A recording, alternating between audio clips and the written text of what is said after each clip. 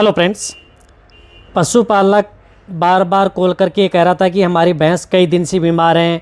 कई डॉक्टर इसको देख भी चुके हैं। फिर मैं इस भैंस को देखने के लिए जाता हूं और जब भी इस तरह के केस जो हैं, जो नए वेटरनरी स्टूडेंट हैं या प्रैक्टिशनर हैं, उनके लिए बहुत ही ज़्यादा ये फ़ायदेमंद होते हैं। जो प्रैक्टिकली और वैसे भी डेली की डेली प्रैक्टिकली वीडियो डालने में कोई फ़ायदा भी नहीं होता, क्योंकि लगभग फील्ड में कई बार इस तरह के केस देखने को मिलते रहते हैं और सभी की वीडियो बनाई भी नहीं जाती। कई पशुपालक को अच्छा भी नहीं लगता।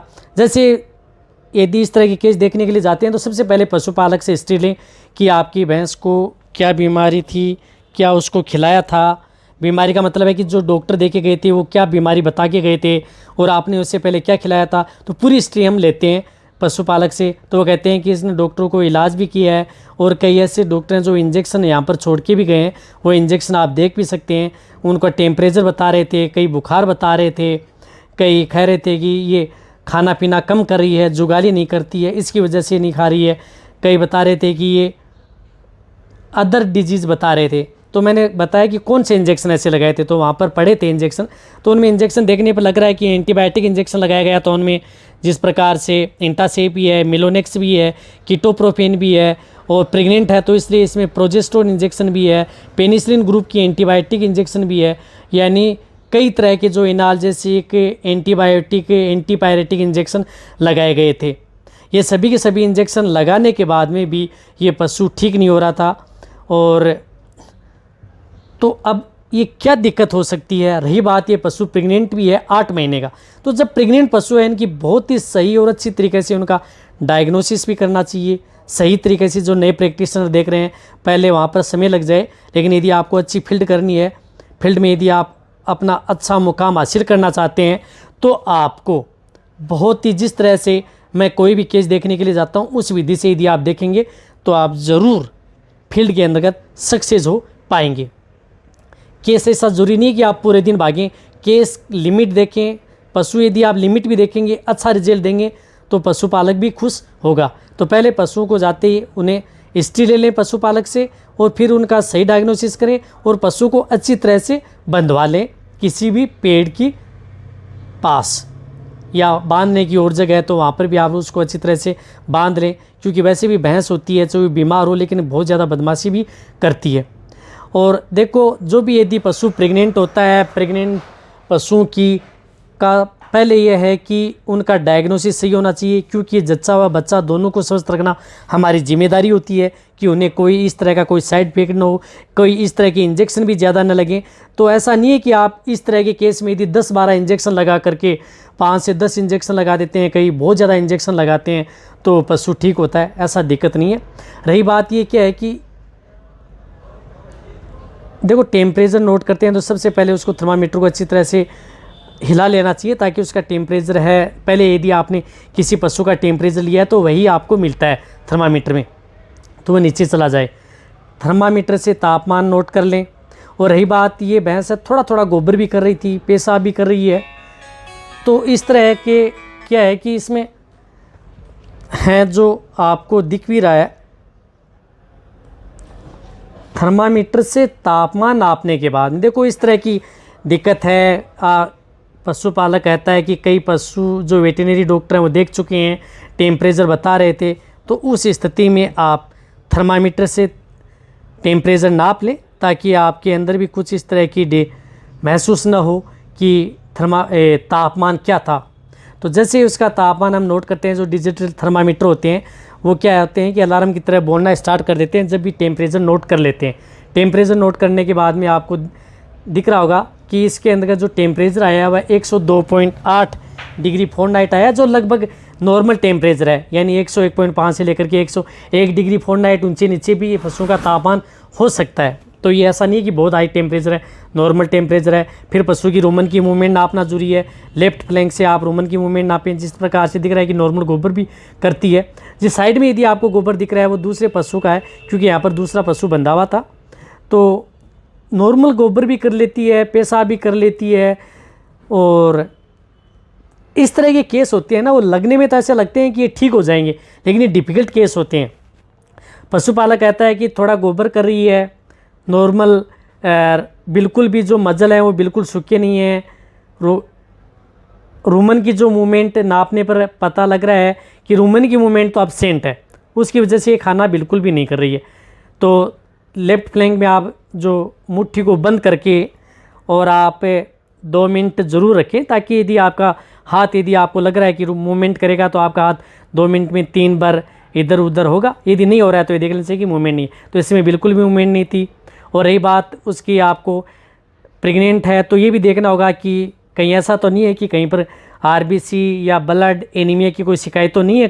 कई बार एनीमिया की शिकायत होने पर भी पशु में इस प्रकार की दिक्कत हो जाती है, जिस प्रकार से आंखों की झिल्ली देखी जाती है। तो इसके अंतर्गत कोई भी इस तरह की मेरे को नहीं लग रहा कि इसके अंतर्गत एनीमिया की शिकायत है, कोई दिक्कत नहीं है। आंखों से भी एकदम स्वस्थ लग रही है, मुंह के अंदर कोई भी इन्फेक्शन नहीं है, नहीं छाले हैं, यानी पूरा अच्छी तरह से मजल है, उस पर भी पानी आ रहा है, फिर भी नहीं खाना खा रही है।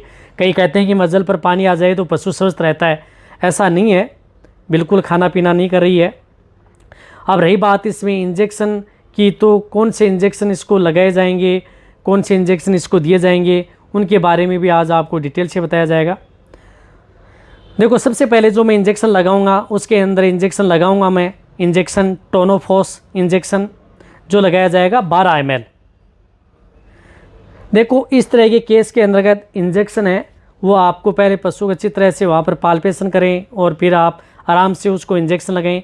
इसमें इंजेक्शन टोनोफॉस 12 ml फास्फोरस का इंजेक्शन लगा दिया गया है। जो नए प्रैक्टिशनर है उनके लिए ये वीडियो बहुत ज़्यादा फ़ायदेमंद होती है, क्योंकि उनमें बहुत ज़्यादा दिक्कत होती है किसी भी तरह के पशुओं का डायग्नोसिस करने में, उसका इलाज करने में, ट्रीटमेंट करने में। रही बात जो इस तरह के केस आते हैं, और दूसरा इंजेक्शन लगाया गया है इसमें बी कॉम्प्लेक्स लिवरक्सटेट विथ विटामिन B12 इंजेक्शन, जो बेलामाइल इंजेक्शन है वह लगाया गया 12 ml इंजेक्शन इसको दिया गया है। दूसरी इसी साइड में 12 ml ये इंजेक्शन लगाया गया है। और रही बात इसमें जो थर्ड इंजेक्शन लगाया जाएगा, जो गर्दन में जो इंजेक्शन लगाया जाएगा, वह इंजेक्शन है न्यूरोक्सिन एमवेट इंजेक्शन, जो इंजेक्शन है 20 ml, वो भी इंट्रामस्कुलर।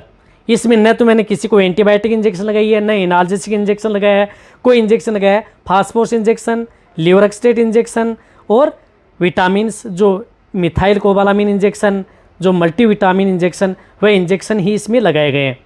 अब इस तरह के ट्रीटमेंट में आपको डायग्नोसिस करके इंजेक्शन लगाएं। और फिर मैंने पाउडर लिया है, जिस प्रकार से आपको दिख रहा है, डाइजोसेक पाउडर, यानी डाइजेस्टिव सिस्टम को मजबूत करने के लिए, पाचन तंत्र को चलाने के लिए इसके अंदर पाउडर लिया गया है। साथ साथ जो लेटिफिर पाउडर है वो भी आपको दिख रहा है, 10 ग्राम जो एक पाउच आता है, वो पाउच इसके अंदर मिलाया गया, ताकि इसके अंदर लाइव ईस्ट होते हैं, सेक्रोमाइसिस होते हैं, जो कि आपके पशुओं की माइक्रोफ्लोरा को तेज़ करते हैं। रूमन का मूवमेंट तेज़ होगा तो पशु जुगाली जल्दी करेगा। ये पानी में अच्छी तरह से, जिस तरह से आपको दिखाया जा रहा है, अच्छी तरह से पानी में घोल लेना है। और साथ ही साथ जो मैं बोलस उपयोग में ले रहा हूँ इसमें, वो ले रहा हूँ केरस कंपनी की डोजिलीव बोलस है। बहुत ही अच्छा रिजल्ट है। लीवर से संबंधित, भूख से संबंधित यदि आपके पशु में इस प्रकार की दिक्कत है तो बेटर रिजल्ट है इस बोलस का, डोजिलीव का। वह बोलस मैं साथ में इसमें प्रयोग कर रहा हूँ, जो आपको वीडियो में भी दिखाई गई हैं। कई बता रहे थे कि सर आप कौन से पाउडर बोलस उपयोग में लेते हैं, तो आपको आज छिपाया नहीं गया, लगाया गया। जैसे यदि बोलस, यदि सबसे पहले आपको बोलस देनी होती है, कई कहते हैं कि सर आप जीभ क्यों पकड़ते हैं। जीभ मैं इसलिए पकड़ता हूँ शुरू में, ताकि यदि कोई भी बोलस दी जाती है, वैसे जो भैंस होती है वो बहुत ज़्यादा बदमाशी करती है, उसे कोई भी चीज़ यदि ओरेली दी जाती है, गाय की बजाय भैंस सबसे ज़्यादा बदमाश होती है, और उन्हें ओरेली देना तो बहुत ही ज़्यादा कठिन होता है। तो जैसे बोलस देता हूँ उस समय मैं जीभ इसलिए पकड़ता हूँ ताकि वो जीभ के सारे बाहर न निकाले। तो जीभ को पकड़ करके बोलस को आगे खिसका देते हैं। और फिर जैसे यदि हम लिक्विड डालते हैं, जैसे मैं लिक्विड डाल रहा हूँ, तो लिक्विड डालते समय मैं उस जीभ को क्या कि फ्री कर देता हूँ। इसलिए इसमें क्या है कि आपको मेहनत तो करनी होगी। इस तरह से यदि आप जब तक रूमन के अंतर्गत यदि डायरेक्ट यदि कोई लिक्विड पाउडर बोलस नहीं जाएंगी, वो भी सोच समझ करके, ऐसा नहीं कि कोई भी पाउडर लिक्विड आप दे देंगे जिस प्रकार से मैंने दिए। इससे यदि आप कंटिन्यूटी आप उस पशुपालक से कहें, ये जो मैंने बताई ये लगातार उसे 3 से 5 दिन कंटिन्यूटी आप अपने पशुओं को लगातार दें। इस तरह की दिक्कत है तो ज़्यादा इंजेक्शन लगाने से, 5 से 10 इंजेक्शन लगाने से कहीं पशु ठीक नहीं होता। सही इंजेक्शन, सही ट्रीटमेंट करने पर ही पशु ठीक होता है। दूसरे दिन पशु अच्छी तरह से खाना पीना भी, जुगाली भी अच्छी तरह से कर रहा है। आपको जो वीडियो में भी दिख रहा है, पशु में कोई ऐसी तकलीफ आपको नहीं दिखाई देगी कि पशु एकदम स्वस्थ है। जो डॉक्टर इसको देख चुके हैं और उनसे ट्रीटमेंट नहीं हुआ, मतलब उनसे सही डायग्नोसिस नहीं हुआ, इंजेक्शन उन्होंने खूब बड़े बड़े एंटीबायोटिक लगा दिए।